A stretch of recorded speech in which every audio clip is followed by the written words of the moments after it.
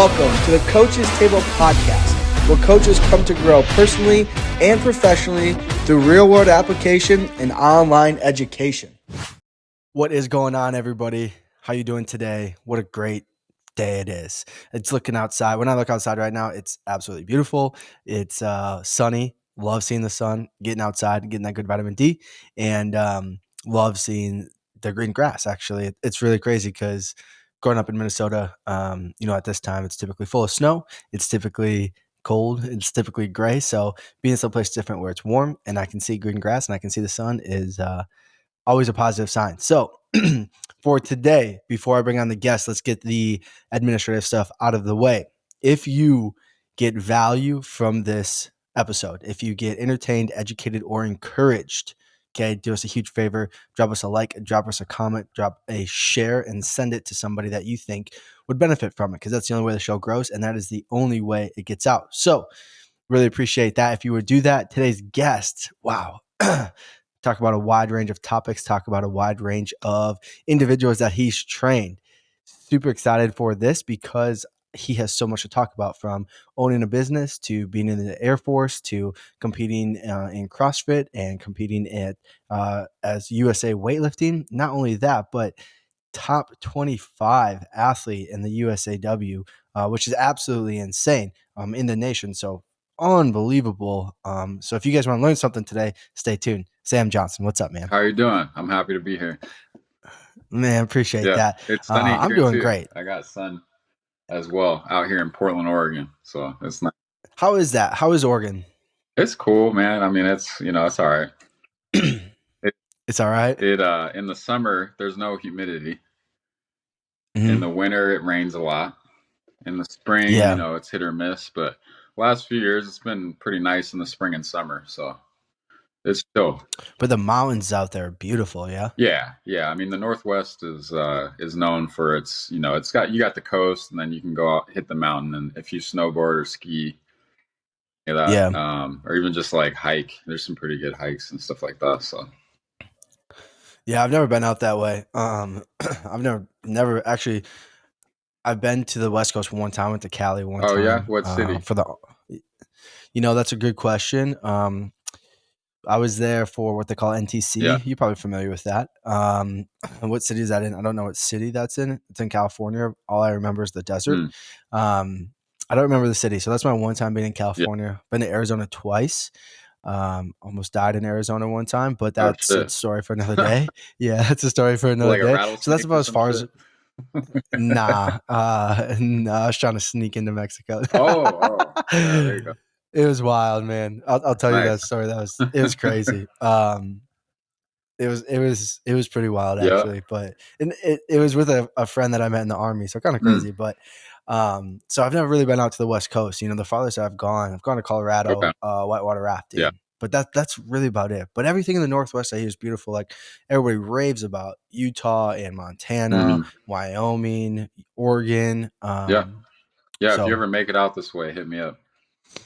Yeah, heck yeah. I got to get out that way. Yeah. So, but man, what's really interesting, you train, well, first of all, your story is fascinating. Yeah. I'm glad you think so.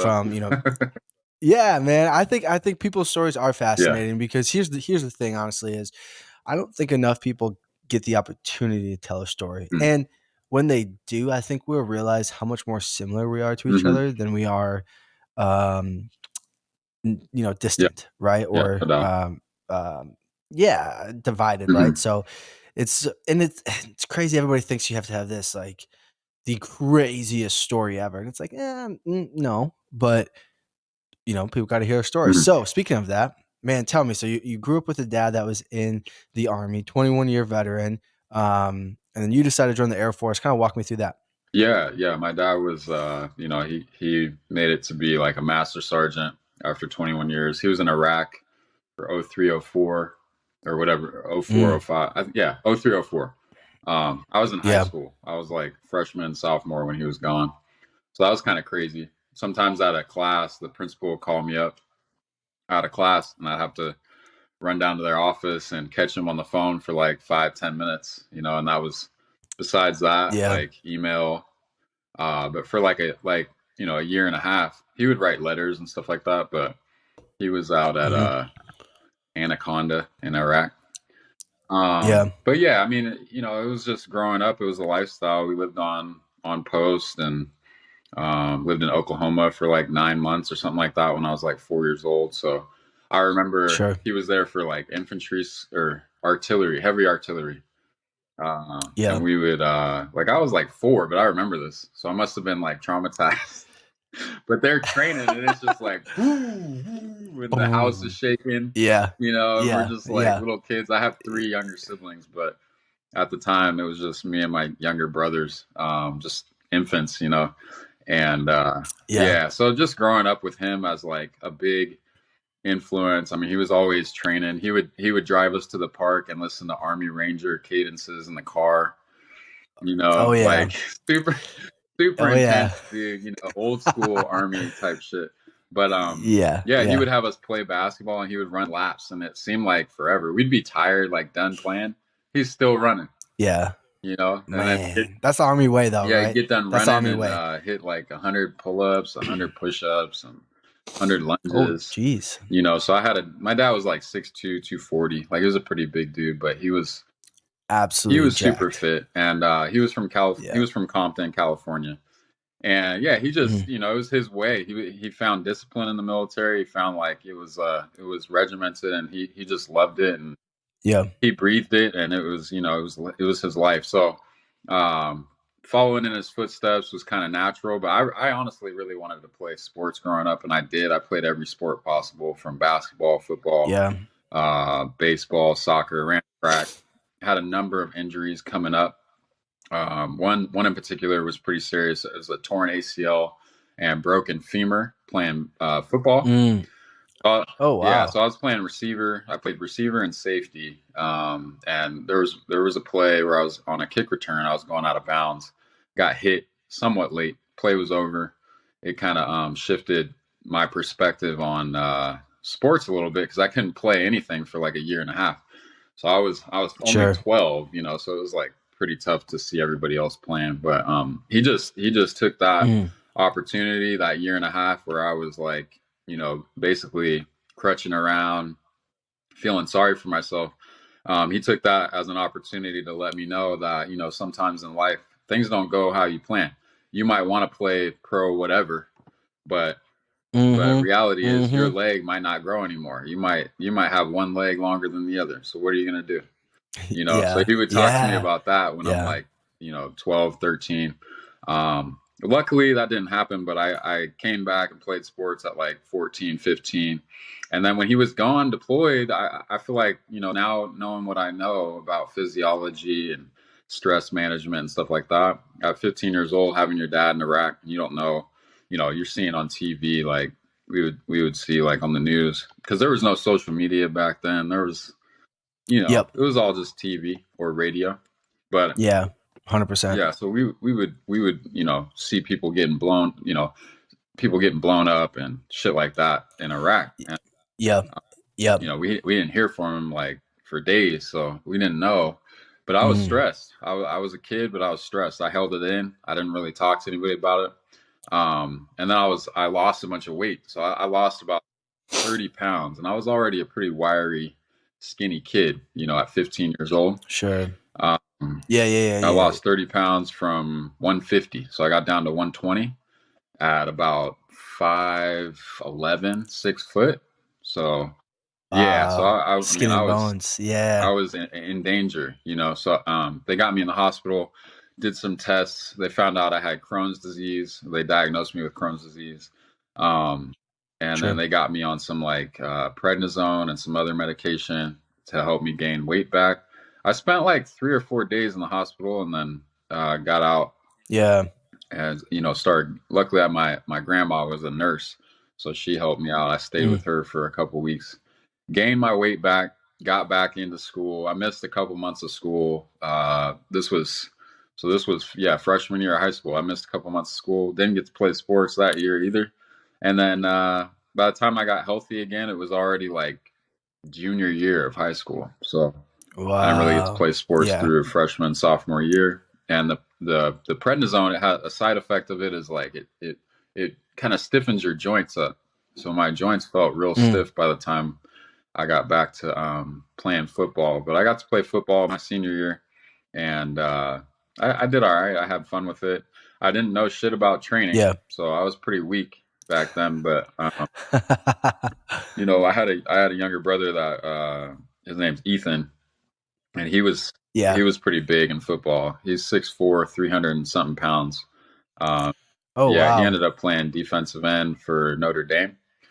But Okay. Yeah. so he and I got to play football together in high school, and that was fun. But after my senior, actually before my senior year was up, my dad was like taking me to the recruiter's office for Sure. every branch. But he was like, if you join the Air Force, he was like, first off, you're smarter than I was at your age. If you can get Yeah. into the Air Yeah. Force, you should do it. He was like, if you take the Sure. ASVAB, and you score, Yeah. pretty high. Like the Air Force has some pretty good technical jobs that can transfer to civilian life. But mainly, he was like, when I was in Iraq, the Air Force guys and some of the females, they were chill. They'd stay in like Super nice chill. areas, Yeah. nice barracks or whatever. And they had good food. He's like, they always had good food. Yeah. Yeah, bro, that's so funny that you talk about Yeah, that. Well, so I can relate on a multitude of levels, yeah, right? So, grew up in a military family as well. Like the sixth consecutive generation to be yeah, in.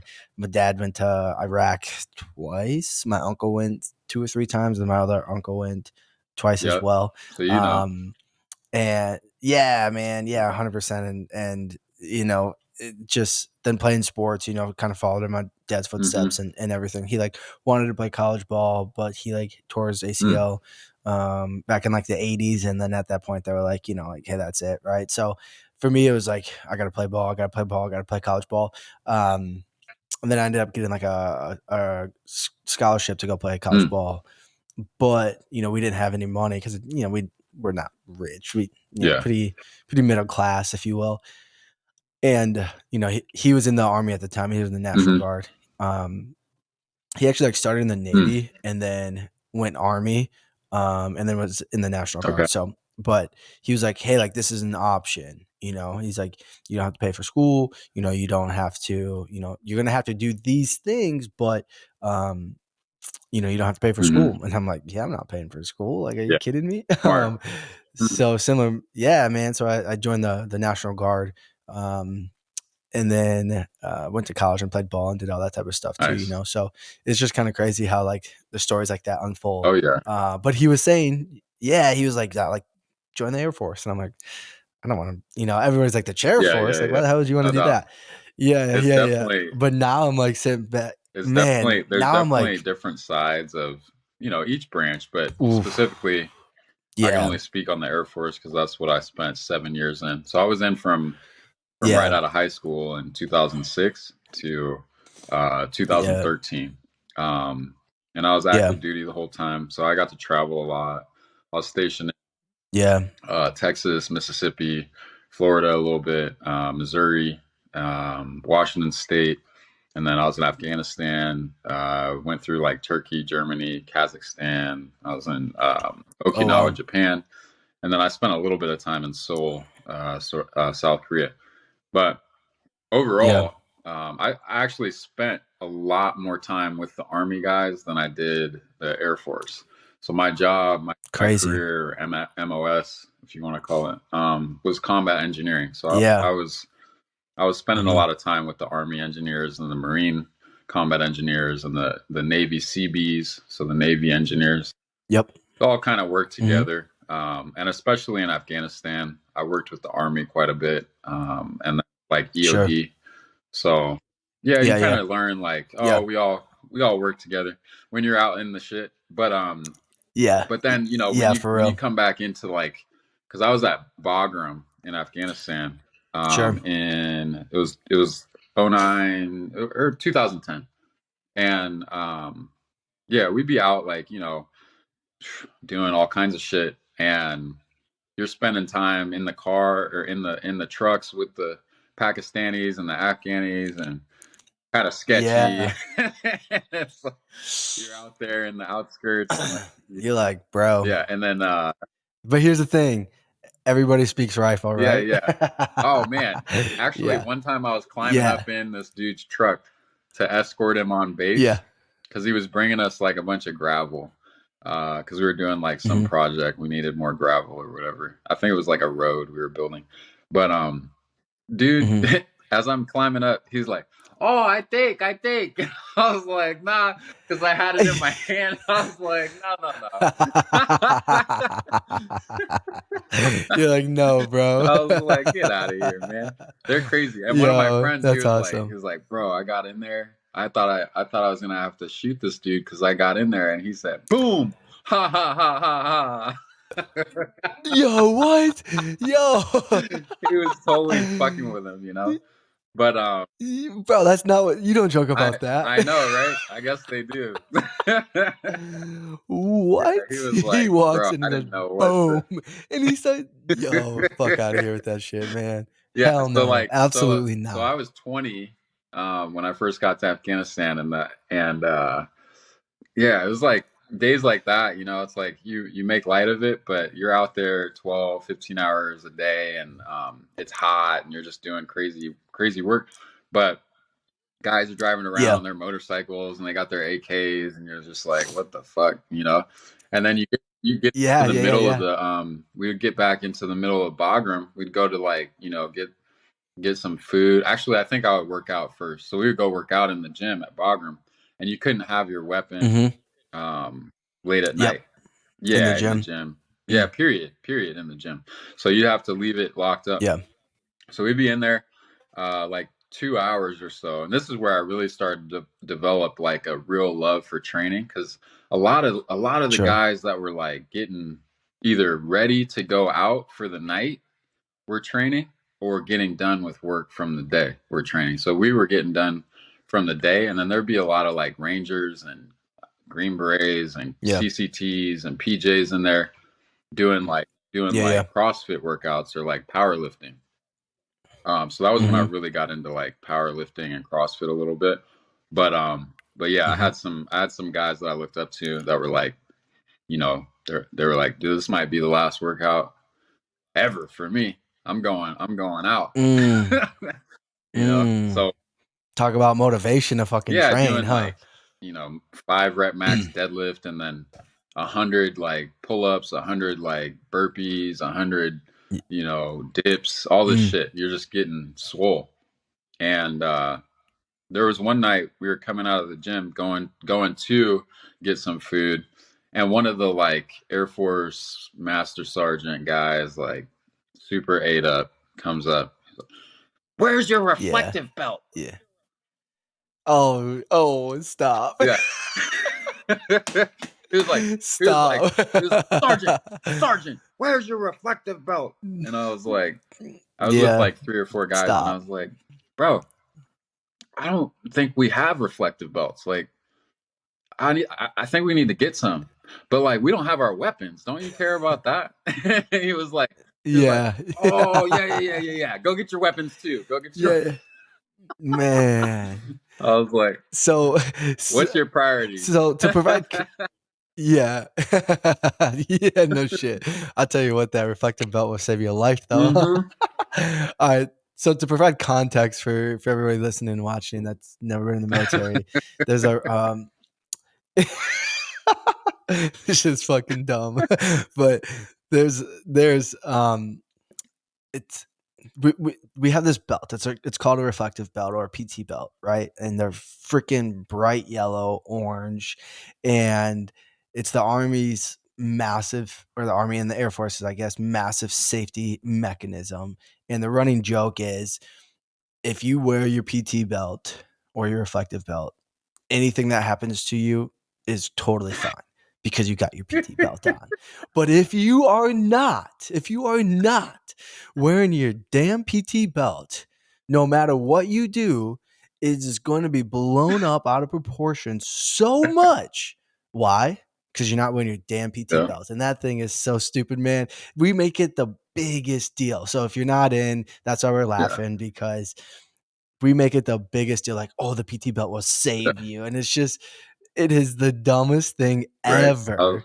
I mean, it's like it's smart during the, because we operate typically when we Yeah, do PT. For those that's like not 4 listening, a.m. it's in the morning. Yeah, 4, 5, 6 a.m. It's dark outside, and the Army and the Air Force love to run.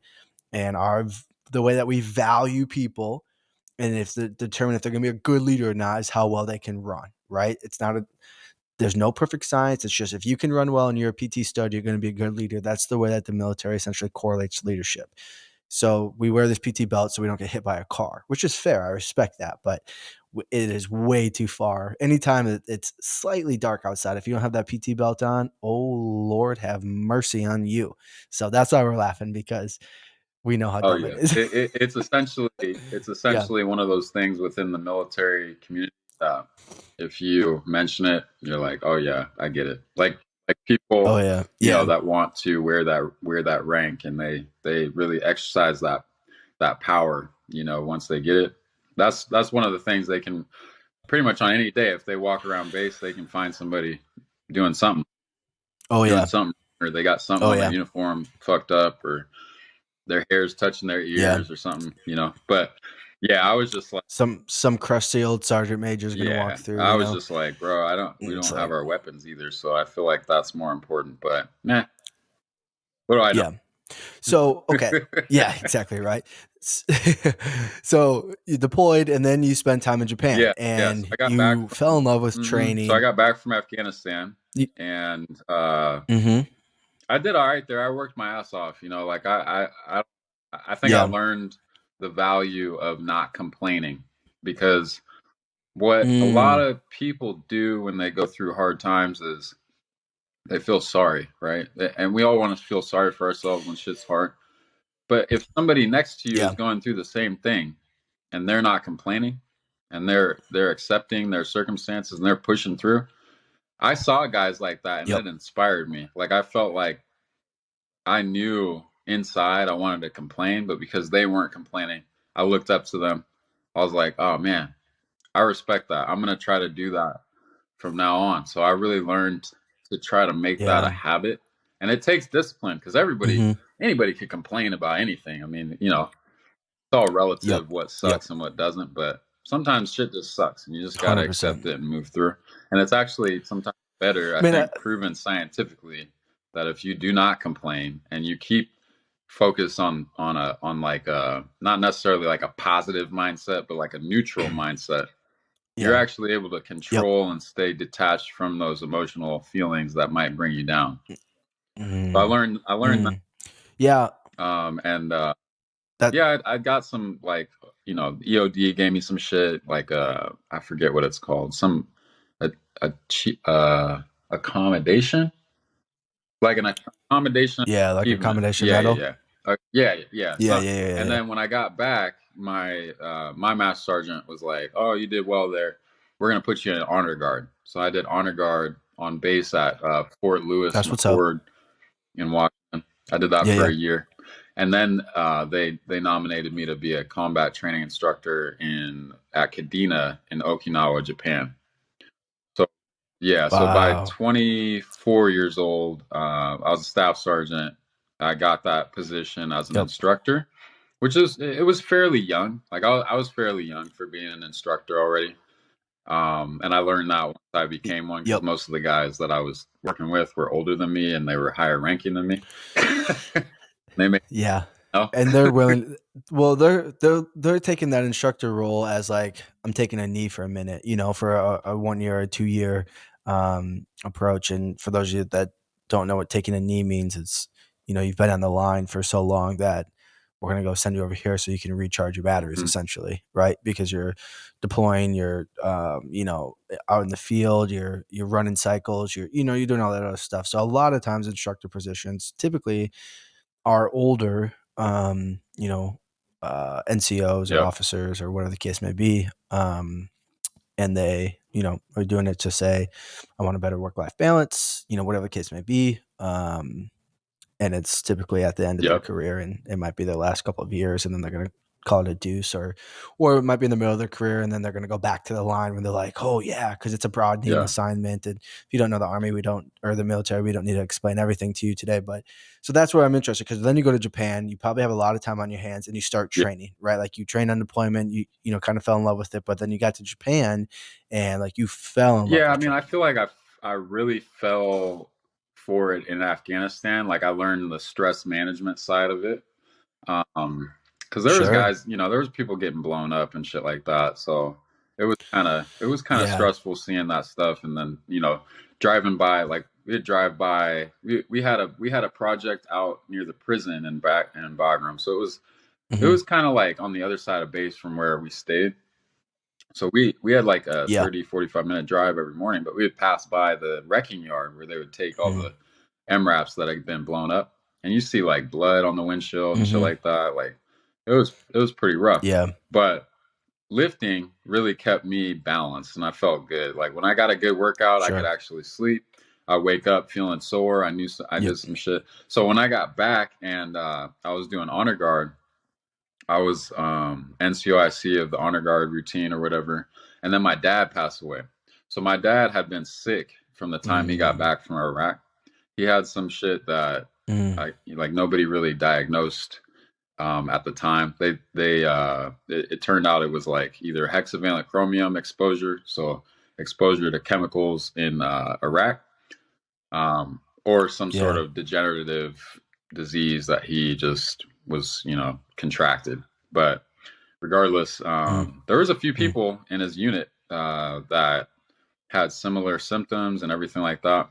And there was like a big suit with KBR that they weren't disposing of chemicals correctly.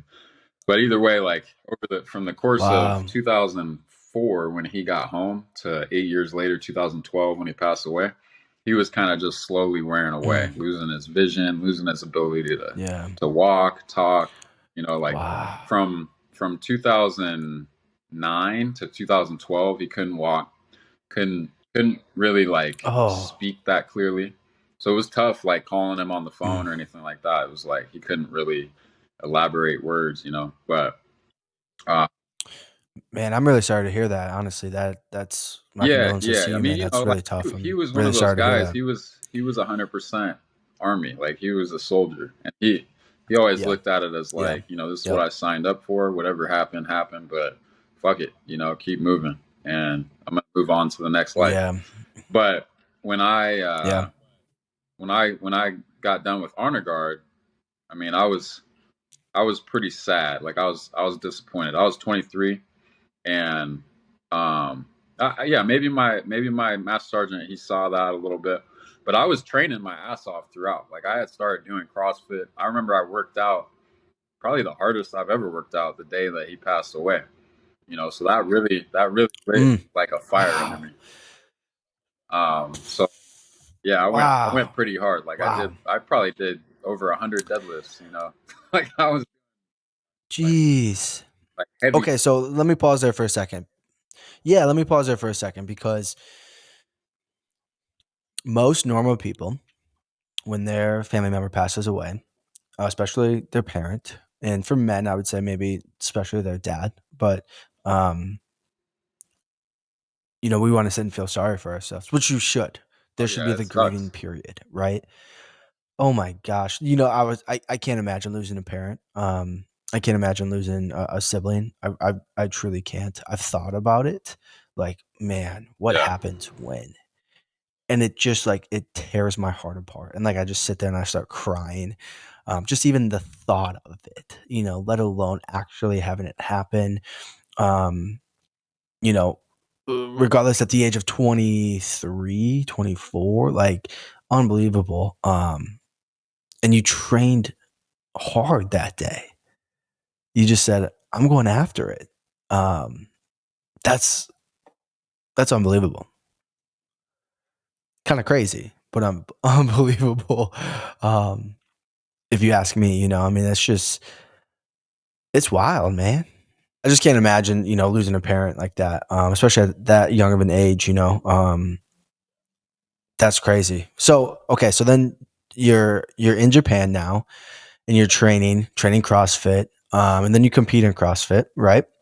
Yeah, yeah. So I think that was a pivotal moment. It was May 23rd, 2012 when he passed away, and Wow. I moved to Japan in like mid June, July. So it was like early July 2012. But that day that he died, I think I killed a part of myself. Like I killed a part of myself that was weak, like not all weakness, but I totally just I pushed myself past a limit mentally and emotionally where I felt like I started to dedicate shit, to him. Yeah. And I Yeah. felt like that was where my mentality shifted a little bit into Mm. like I'm about to like it started with the workout. It was 405. I was hitting it like sets of 5, and I did 5 of those. I did 5 strict pull-ups, and I did like 5 burpees, and I did 20 rounds of that, and it crushed me. But Yeah. but I got through it, and I dedicated that workout to him, and then I moved to Japan. And yeah, I started my role as an instructor, but I was focused on training. I was training before work with the PT group because I was one of the PT leaders. I had actually been a PT leader for like years by then, but I was just, people hated me because they thought I went too hard on the workouts for the group. Yeah. Yeah. Yeah. But I didn't care. I was trying to get to the CrossFit Games, and I was like, "Fuck it, let's go." Yeah. And then in the afternoon, I would go to this gym, Reebok CrossFit Asia. The head trainer there, the owner was Jamie Light. He was a retired Air Force combat controller, and he was a pretty badass dude. I could tell he didn't give a fuck about anything. Like no excuses, just come in and work. Like and then I met this dude Brent, who was he's a Crow. He's a combat rescue officer, and he actually did my onboarding for my first day at the gym. And he was just another guy that never complained. He was at the time he was a captain in the Air Force. He was in charge of pararescue teams, and then on the side he coached CrossFit at this gym. Sure. And, yeah, I just by then I was lifting pretty heavy. I was starting to clean like upwards of 300 and snatch, around 225 or so, 100 kilos. And so Jamie kind of like he really focused with me on the Olympic lifts and got my weights up. Eventually I was clean and jerking, around like 330 and snatching 265, 270. So wow. Yeah, so within a year there, because I told Jamie the first time I met him, I was like, I want to go to the CrossFit Games. Yeah. And he was like, okay. Like he didn't really say shit. He was just like, we'll see. He's like, bro, shit so many times. I was just gonna say, he's like, everybody wants to go to the CrossFit Games, my man. No doubt. It's like walking into it's like walking into a Navy SEALs recruiter's office and be like, I want to be a SEAL. He's like, all right. Yeah.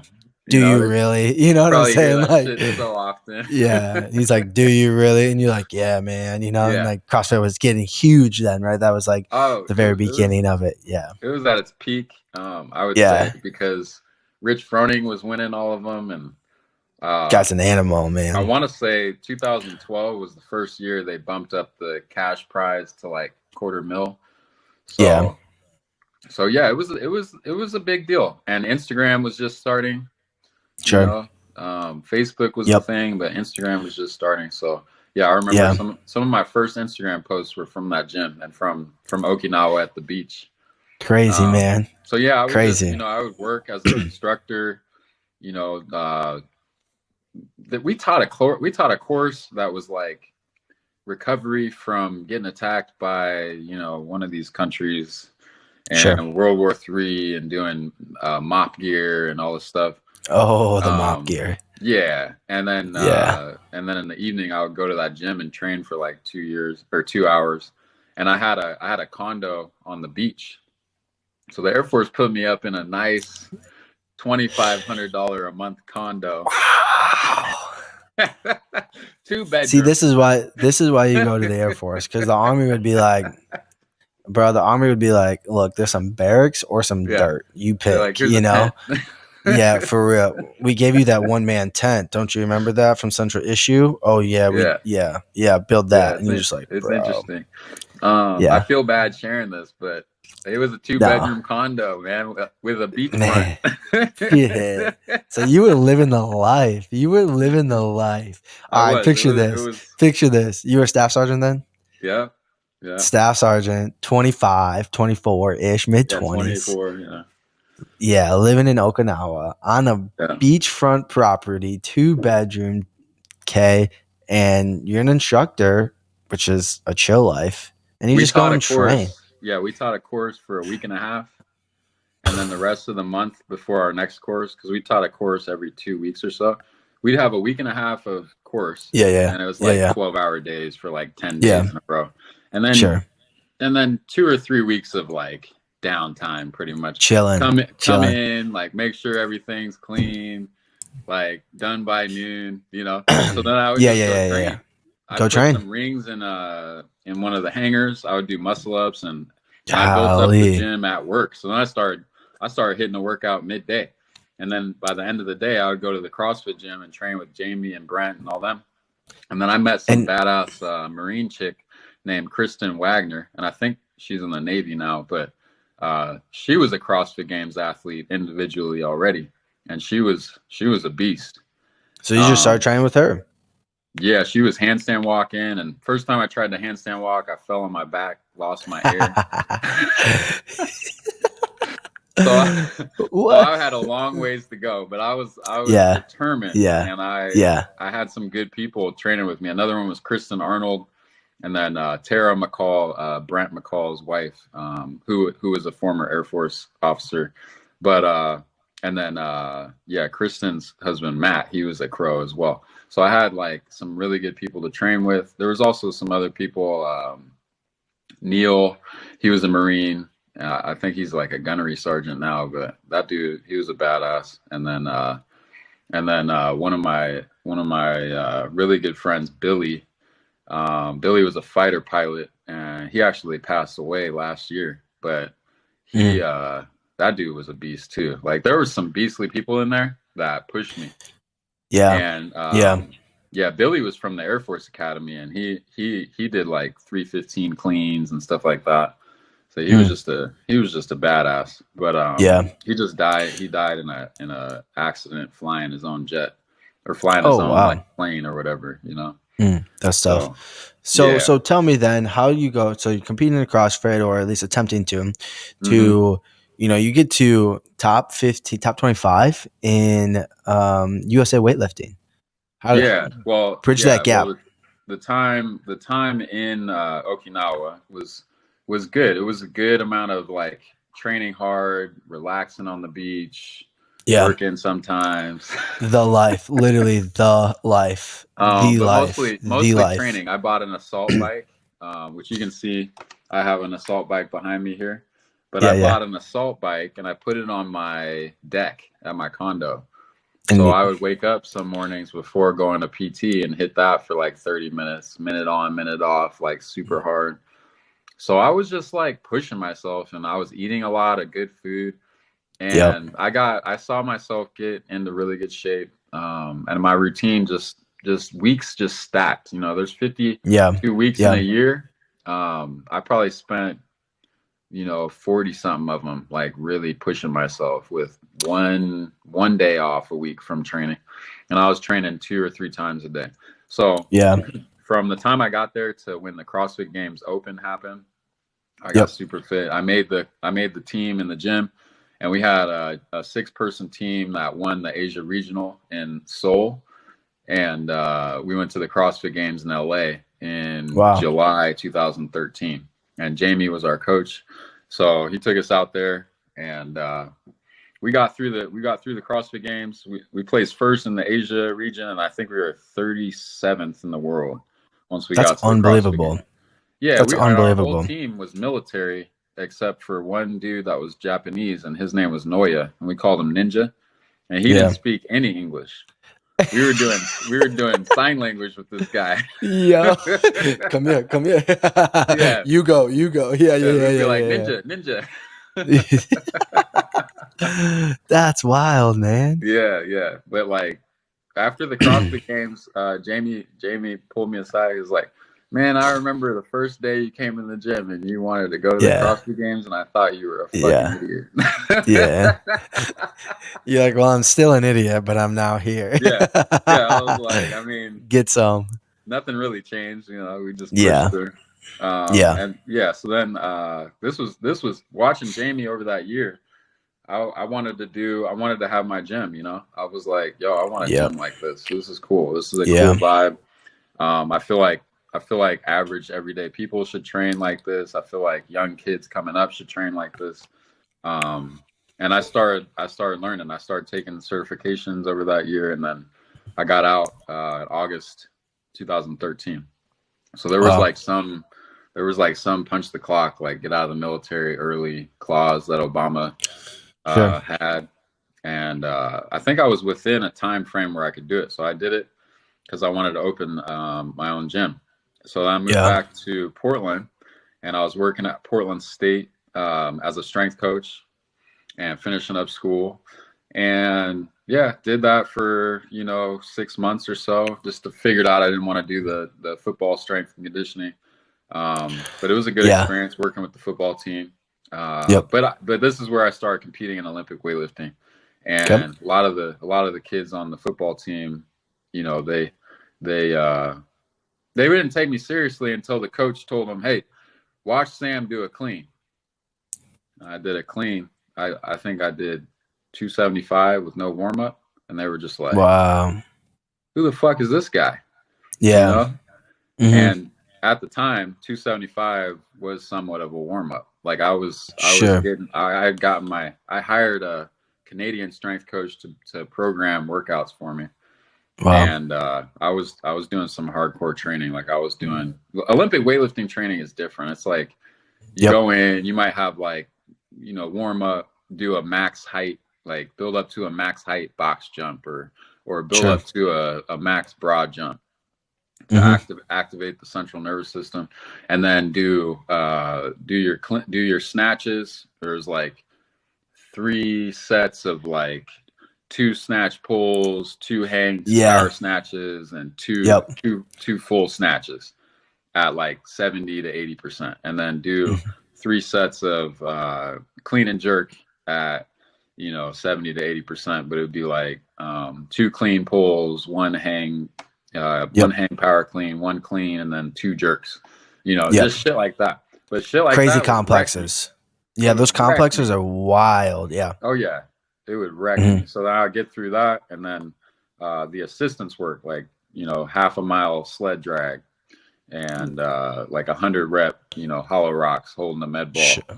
Wow. So I was training at a high level, and I got my clean and jerk up to like 385, and my snatch up to 297.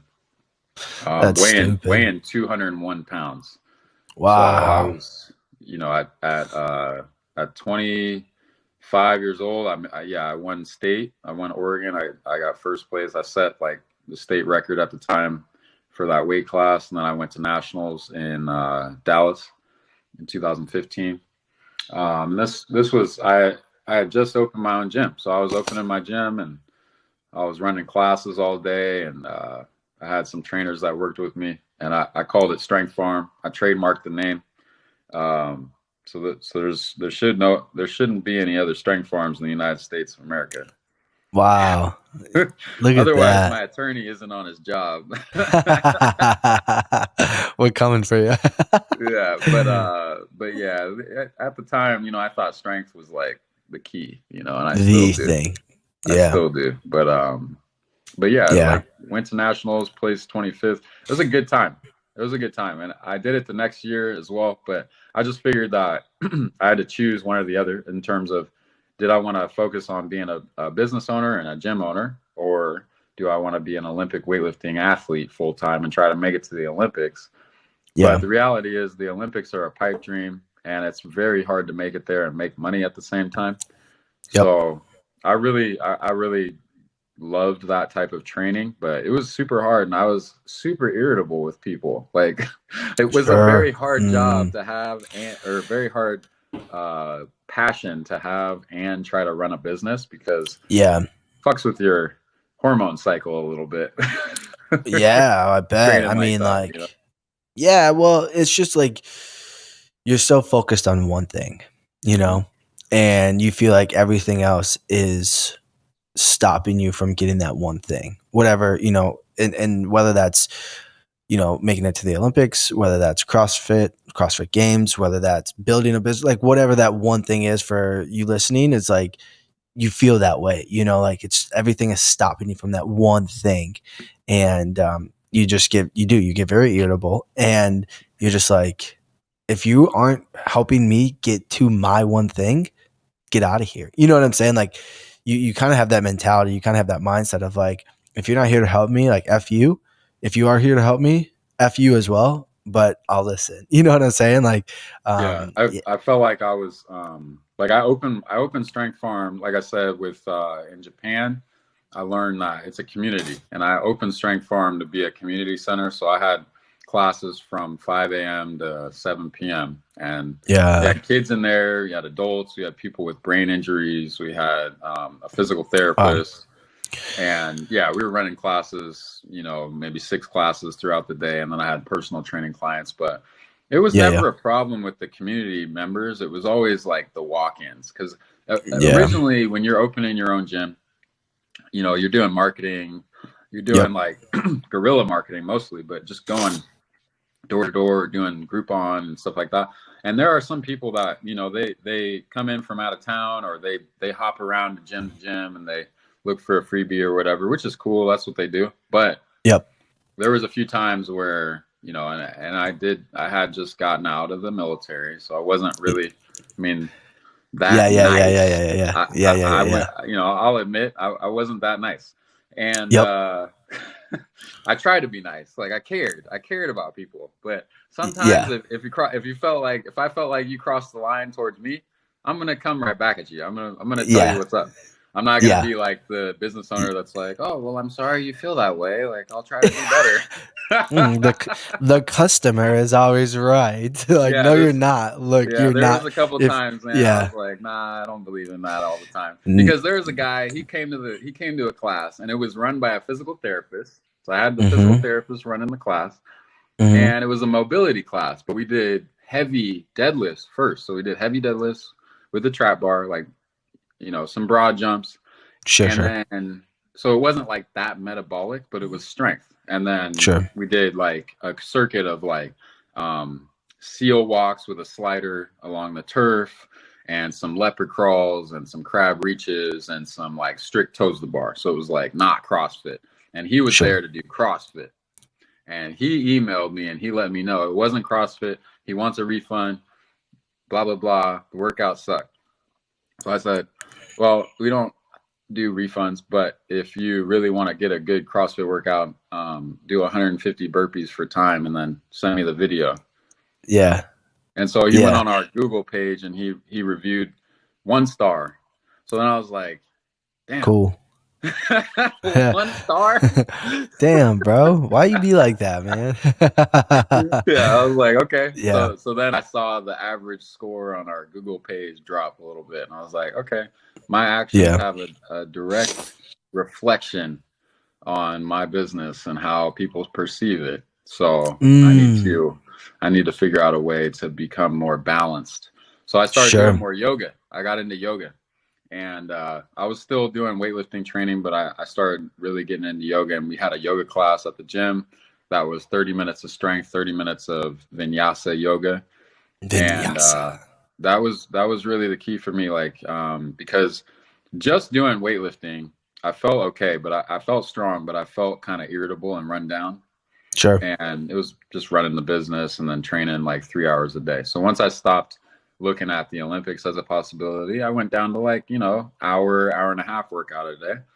mm-hmm, Lifting, instead of like 5 days a week or 6 days a week, I was lifting like 3 or 4. And then I was supplementing like 2 days with vinyasa yoga, and then like 1 day that was just like CrossFit, you know, like sure, do a Murph or do, you know, something yeah, crazy, but mm-hmm, different. So mixing it up. And I feel like the yoga really opened up my body in terms of flexibility, stability, and then mindset. Like I was a lot more like chill, relaxed. Sure. And even keeled. And I saw results with like my broad jump and my vert. My broad jump went up over 11 feet. My vertical jump got up to 42. So I was, Holy cow. yeah. So I mean, I had built a solid foundation with the weightlifting stuff in terms of my jumping ability. But once I started mixing the weightlifting with the yoga, that's when I really saw great results. Because a lot of the yoga was isometrics. It was a lot of, Sure. you know, opening up the hip flexors and single leg balance. So I feel like it really helped. It was the missing piece of the weightlifting Bro, aspect. you broad jumped 11 feet and then vertical jumped 42 inches. Yeah, I went 11.2 and broad jumped 42, or and vertical jumped 42. Is that with a like penultimate or is that just standing vert? That was standing. That was standing still. Yeah, I haven't. Wow. I That's feel like unbelievable. my You realize that's like some of the most elite numbers, right? Like if somebody can standing vert jump 42 inches, that's unbelievable. Like that it is was it was. I mean, at this time, I was training guys for the NFL, and I was working with my brother had gone to the NFL, and he played for the yeah. Kansas City Chiefs, and he just had a lot of concussions. So, but when he was back in Portland with me, we were working with some guys. Handful of guys, and we were, you know, we I wanted to be able to back up my talk when I have guys doing cleans and snatches and squats and sleds and stuff like that. I'm doing the same shit when we're pushing 1,000 pounds on a sled. I want to be able to make sure that I'm doing that as well. And if I'm That's asking guys insane. to broad jump, you know, between 1.5 and 1.75 times their own height, I want to be able to demonstrate that I can do that, and I've done it. But That's it was you just realize that that's super elite though, right? I mean like I feel like I was able to maximize my athletic potential within the training realm. Within the confines of a controlled environment. Holy I shit. didn't necessarily get to test it playing a sport, Sure. but you know, I mean, when I go on the basketball court, I can do shit I never could do when I was in high school. I can throw it off the backboard, catch it two hands, and cock it back like Derrick Rose. So I thought that Oh was my cool. goodness. That's like okay. For those of you that I think everybody that listens to this is sports performance, but you recognize standing vert 42 inches is unreal. Um, it's unreal when I give my guys a penultimate and they can jump 42. It's still like, bro, you can jump. Yeah.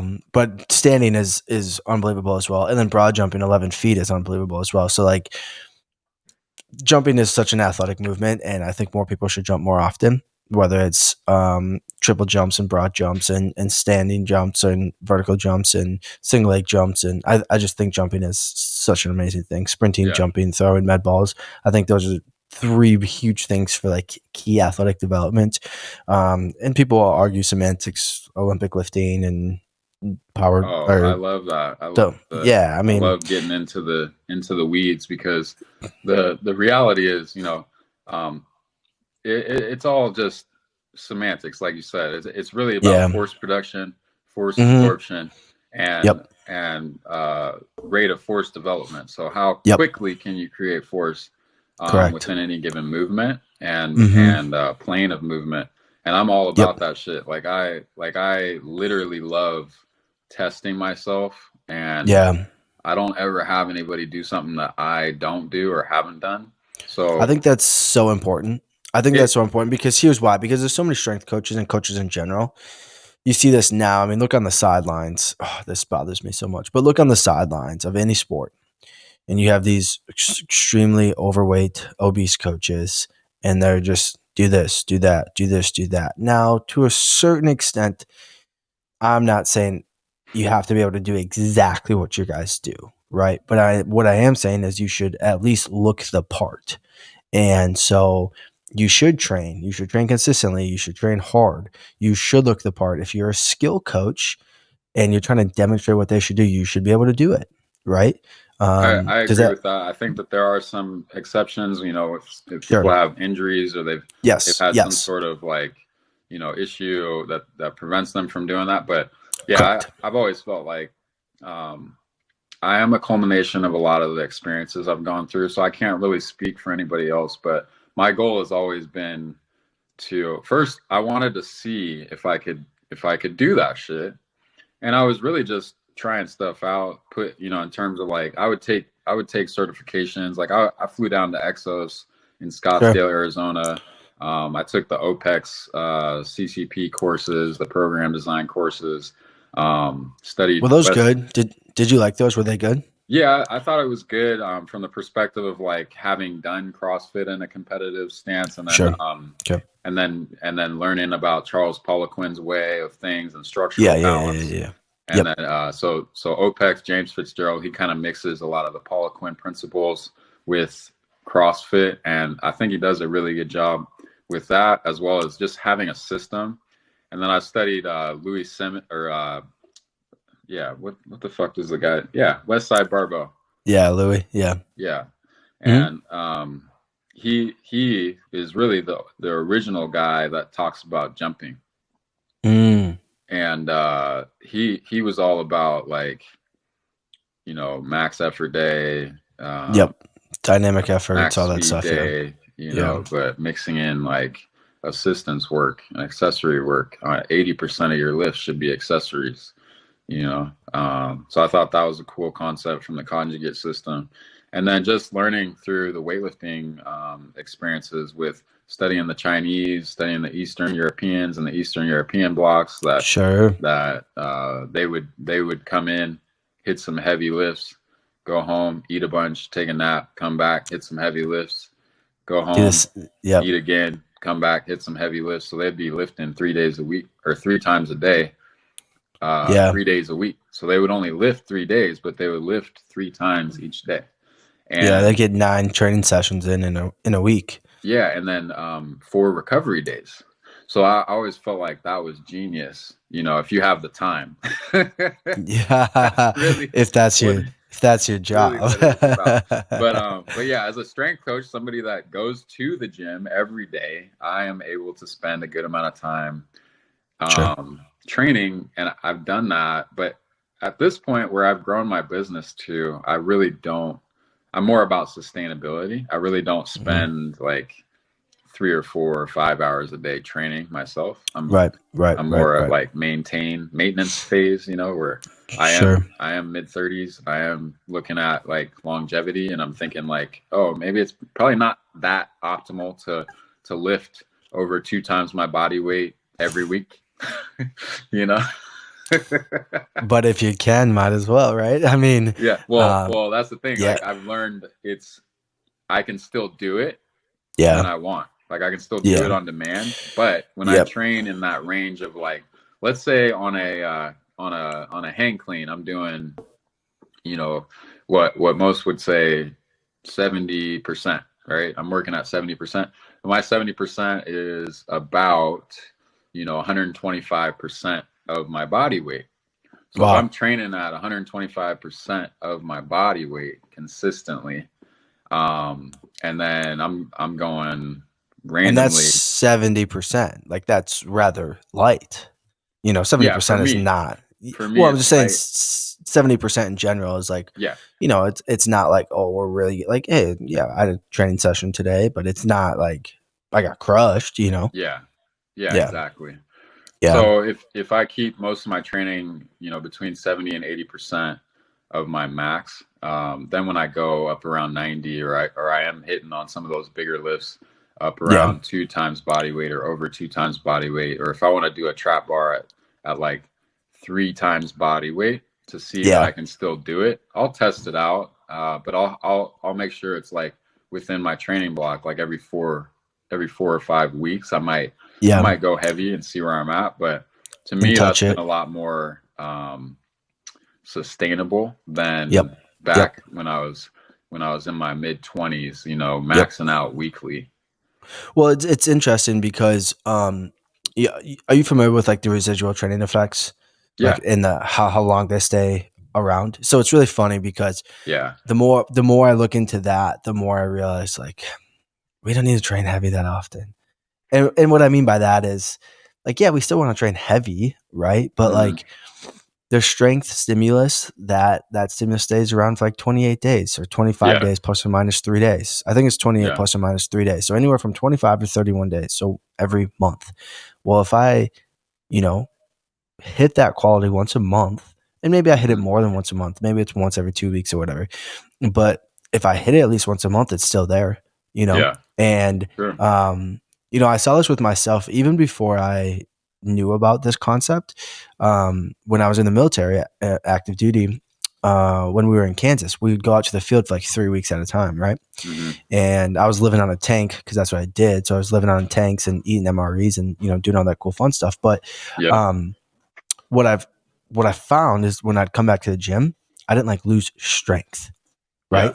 Like I'd go back to a bench, I'd go back to a squat, I'd go back to a deadlift or whatever. Like I didn't lose the strength. The strength was there, but it Yeah. was like that was there. So I was like, oh Yeah. well, okay.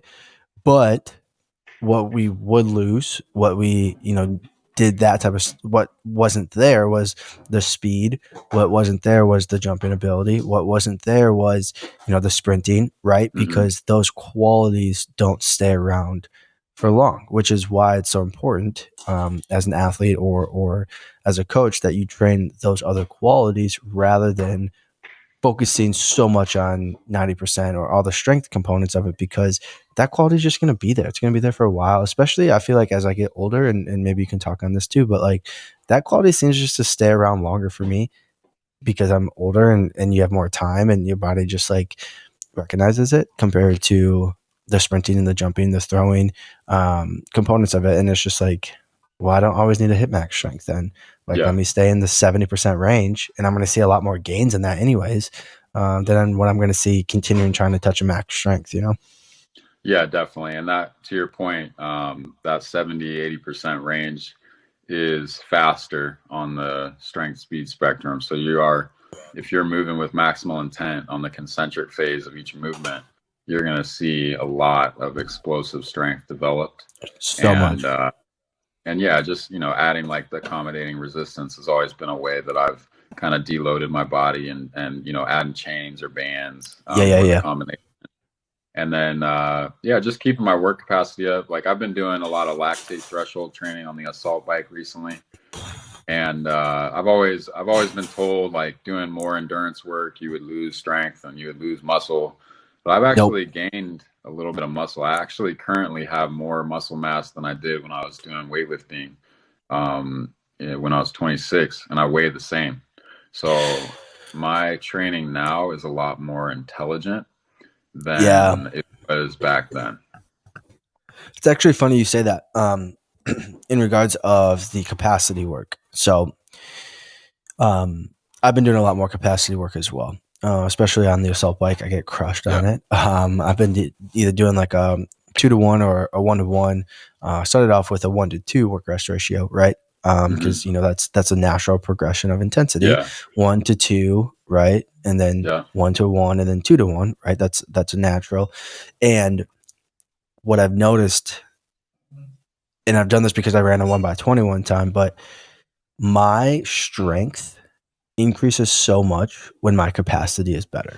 And I think everybody notices that this is why like zone two is a really big deal. Yeah.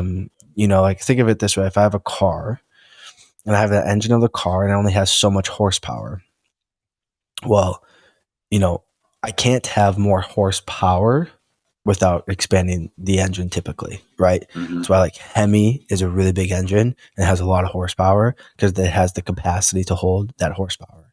Well, if Yeah. I don't have the capacity to hold the horsepower, and the horsepower is like the level of intensity, the repeated bouts, and all that stuff, like or the strength component of it, guess what?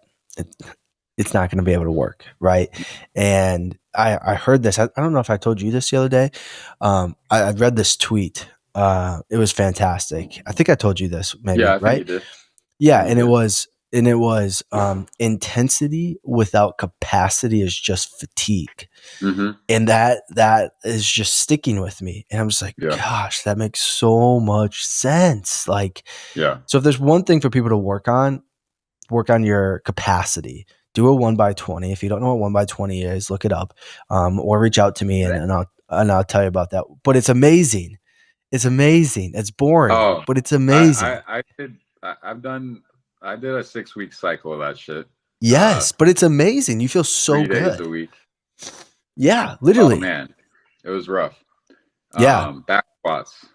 Yeah. Don't do it with front brutal. squats. Yo, I did them with goblet squats because I was like, at Okay. first I was like, I'm Goblet just squats are gonna. legit. Yeah, dude. So I ran it for 8 weeks. This was when I was at the University of Louisville, Yeah. working with their football program, and it was brutal, man. I'm not gonna lie, because I train at like 7 p.m. after, Yeah. after literally everything. So like Yeah. after all of our training was done, after my day of school was done, and all that stuff, then I was like, oh, I'm gonna go do 1x20 because like that's intelligent. But it was amazing. I felt so good. Um, Yeah. my capacity was insane. It was probably Yeah. so it was great. I loved it. Yeah. It sucked, Yeah. but I loved The it. back squat was a bitch. I think I Yeah, started at 225 and I added 10 pounds every workout, and I did 3 workouts a week for 6 weeks. brutal. I But can't you remember got what strong though too. I did. Yeah, I did like 20 with like 335 or 340 back squat. Like it was just, you're seeing That's strong. stars. Yep, yep. It was rough, But but definitely a good one.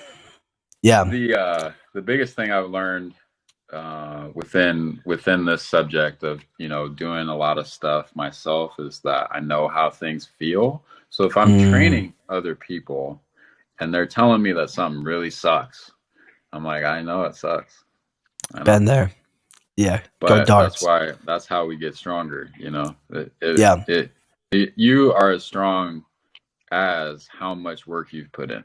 And it mm, goes back to that Louis concept of the pyramid, is like your foundation is going to be the width of your pyramid's peak's height. So however you mm, want that height to be, you build that base. The wider base you have metabolically, muscular endurance wise, and then uh, central nervous system fatigue wise. If you can get your central nervous system to basically be as conditioned as your metabolic system, you're going to be a savage. yes, So yes. and when you talk to young athletes about this type of stuff, like dumbing it down a little bit is a concept that people use, but I just like to Yep. say, like, simplifying things, like Yeah. what you Yeah. said with the race car. Yep. Prime example, if you can give an analogy that makes sense. You don't need to Yeah. go into, I don't always feel like I need to get into the like actual kinesiology and physiology side of it as much, but giving examples that work for people to be able to absorb that information and remember it, and then hopefully be able to apply it on a consistent basis. That's always what I try to help athletes and just people in general do. Yeah, absolutely. Yeah, and wrapping it up here. So it's funny because we go and we get these master's degrees, and it's a check in the box to say that we have the minimum qualifications and all this stuff. But it's funny because we do the deep dive in physiology, and I love it because I think it's really interesting to actually know that stuff, and I think Oh it's yeah, valuable to know that stuff. However, I will never talk about that information with my athletes. And what I mean by that is I'm not going to break it down and be like, okay, this is the energy system currently that we're using. And let me tell you how this produces more ATP than this other energy system. Like the I'm not, Krebs no, cycle. yes, I'm not doing that. I'm not doing that. Right. It's not Pyruvate happening. Yeah. turns Yeah. into lactate. You Yeah. use that lactate as fuel. Yeah, They're exactly. just Like like, what? they're like, and I'm never talking to you again. Okay. Yeah. But no, like I will This never is talk why to we them about take that. creatine. Yeah. Yeah. But then it's really funny because then I'll use a simple analogy just like we did and we're talking about cars Yeah. and people are like, oh, I love how people make analogies about us and cars, but like we're not cars. We'll never be cars. And I'm like, no shit. Like, of course we're not cars. Like, duh. Yeah. But it gets the point across. So I love Yeah. people that are like, oh my gosh, like why are we using such analogies that'll never actually be? It's like, dude, whatever. Like you're thinking so hard about this. Like if he gets it, Yeah, he gets it, right? Like, yeah, it's come true. on, man. It's so dumb. I hate when people do shit like that. It's just like, Yeah, dude, I use this analogy. Why? Because everybody can recognize it. That's why. You know. But hey, so it's a good anyway, analogy. I mean, yeah. And I have a bunch of it others. I really do. it I works. use stuff that they can relate to and stuff that they can Yeah. draw upon that are common across everybody's probably childhood. So cool, man. This has been great. Where can they find you at? How can they work with you online, and what does that look like? Yeah, I have my gym, Strength Farm, and that's really for anybody to train with me in private. I do one-on-one, but I have a training app. It's called Strength app. Yep. And yeah, it was called the Strength Farm training app previously. But what I realized is nobody outside of Portland knows or is going to Google Strength Farm. They're going to Google strength training or strength app. Sure. Yeah. So I went online. I purchased the domain strengthapp.com, There you go. and we're getting ready to re-release that. We have the Strength Farm training app right now, so you can download it, but we're gonna change it into the Strength app and hopefully get more people getting stronger with a Heck yeah. systematic approach, from anywhere. And it's these phones they're not going away. Yeah. So I always just figured like, because I personally, I used to pay a coach like 150, 200 a month to write my workouts so that I wasn't like leaving anything out. Hmm. And so the value for me to have somebody write my workouts is that I'm not going to be biased, like anything they write for me, I'm going to do. If I do all their shit and then I want to do some extra stuff, that's great, Cool. but at least Hmm. it's better than me just doing what I like to do all the time. Yep. So when I write a training program or I create an algorithm based system for people to use, I use it because the AI, the actual system itself, pulls up, even though I created it, it pulls up movements sometimes like Zercher squat, like reactive seated box jump, Yep. uh, lizard crawl, push press, things that I don't necessarily like to do all the time or wouldn't have thought of doing that day. So the Yeah. value of a system to me is immense. And this app is $9 a month or $99 a year. So I've Yeah. always just felt like I wanted to create something that people can use no matter where they're at. And we've Hmm. gotten to that point, and I think that calling it the Strength Farm training app, it really got a lot of the people that I've worked with already in my gym, thousands of people over the last decade, to use it. But my goal is to help get others to use it. So especially like high school kids that don't necessarily have a CSCS at their school, Hmm. that's really my biggest thing is a lot of the high schools around our country don't have a strength coach. Yeah.